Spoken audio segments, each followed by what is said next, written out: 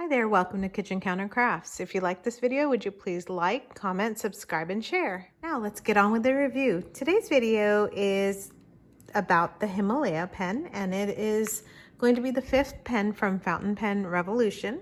And in my other videos, I started off from the cheapest all the way to the most expensive. So today's kind of the big day of the pen, and I'm really excited to share this one because it has the ULTRA FLEX nib, so I'm already giving it away what I'm going to be covering. Of course, I think I did that in the last video anyway, but I started off with the MUF pen, which is the free one, and it was great, and I use it for my shimmer inks.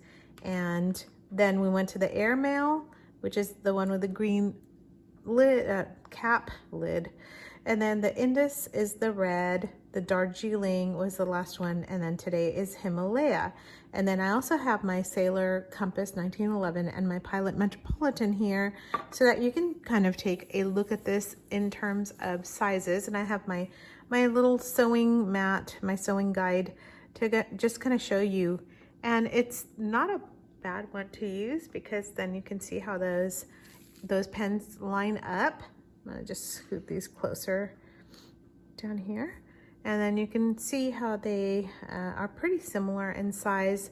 Now, capped is gonna give you a little bit of a different feel because the muffed it lines up pretty well with the rest of these. However, it is actually very small when it's compared to the others, and it's also very thin. So this is not going to give you an idea on the diameter, but you can go onto the Fountain Pen Revolution website and kind of take a look at that. So in terms of what's substantial, the Indus is actually very nice and has a larger diameter for writing. And the Airmail is very similar to the Sailor, in my opinion. The Sailor is also kind of small and feels a little bit more petite in your hand. And the Himalaya is a very nice size, and it's also kind of hefty but not heavy in terms of size. So I think if you're a guy and you're looking for a nice substantial pen, you would want to look at in the Indus and then on to the Darjeeling and to the Himalaya. So let me rave a little bit about this Himalaya pen before I go into too much. It is completely ebonite. For a fully ebonite pen with an ebonite feed and an ULTRA FLEX nib, you are going to be looking at paying several $100s. These pens start off at $35 on their website currently, and I know prices change on websites, so I don't want to, it's an estimate, and so hopefully you'll be paying around the same price as me. So this cap screws off, and then you are left with this really handsome looking pen. And I am going to bring in so that you can see this nib that everybody raves about. And this is also stamped for their ULTRA FLEX, and it is a number 6 two-tone ULTRA FLEX nib. And so it has a FPR and then what kind of nib it is. And I will tell you, it is just wonderful, and it has the ebonite feed, you can see that, but also a nice flange up here for your hands, your hands to rest on, your fingers to rest on. So that's the part that I was very excited about. I did not do an unboxing because the minute it came in, I wanted to write with it. That's how excited I was about this pen. And it does have, okay, so you can actually eyedropper this one as well. And so you're gonna see a lot of threads all the way down. I just inked it.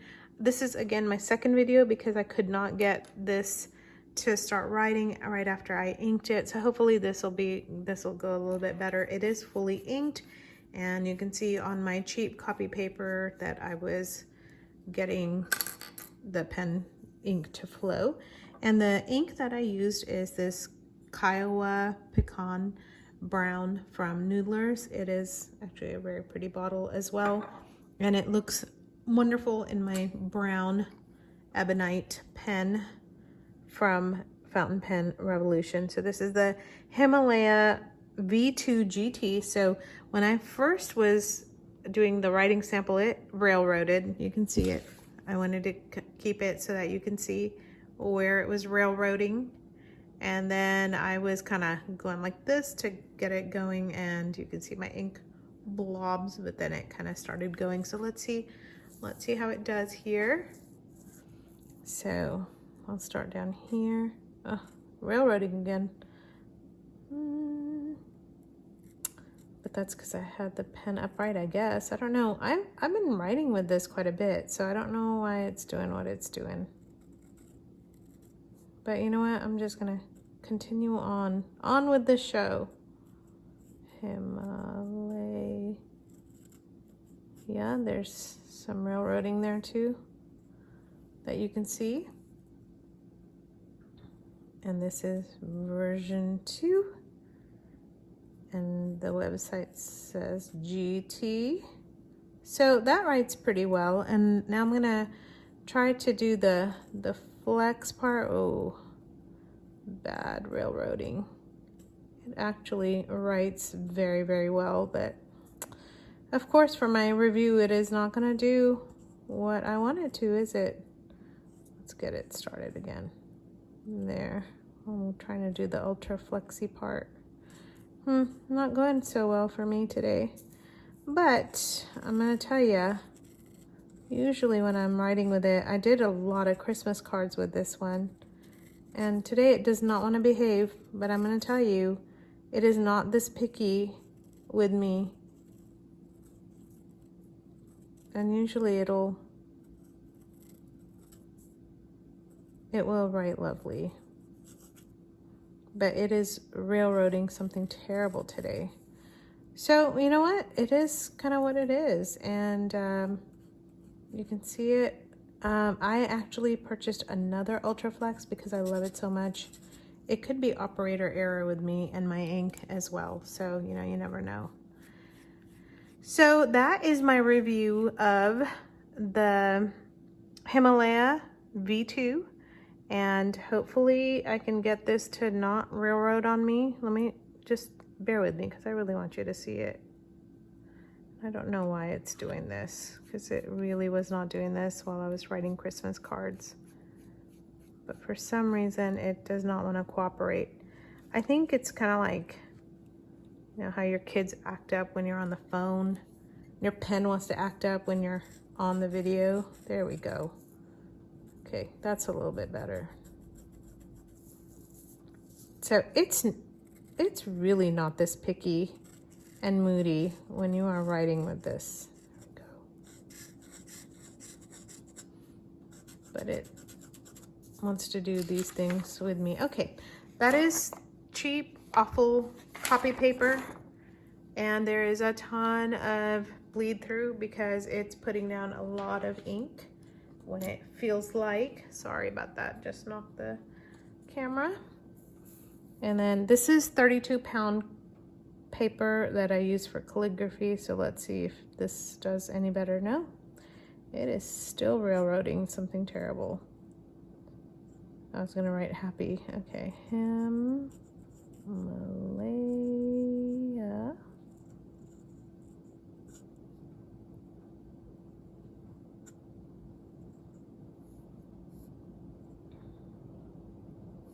Okay, and this is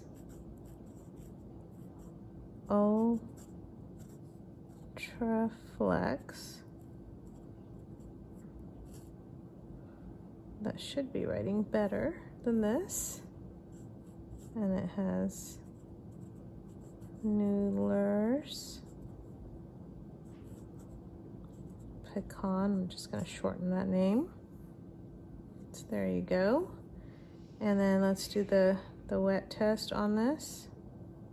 Why are you not writing? Okay, pretty wet. It's actually a lot more wet than that usually.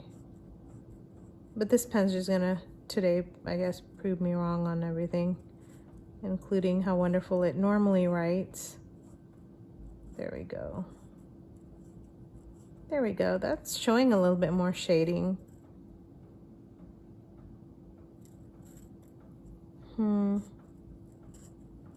Okay, folks, so there it is. And I hope you like this review, and I kind of like to keep it the way that it is, just because, you know, sometimes things happen with pens that are not gonna write, but like I said, it was writing pretty well for me. There we go. Maybe sometimes you just kind of have to get it going. And hopefully you will enjoy having an Ultra Flex nib as I do. And I, like I said, bought another one because I like it so much. But again, it gets picky on video, and so what can I say? Hope you enjoyed that review, and until the next time, see you then. Bye.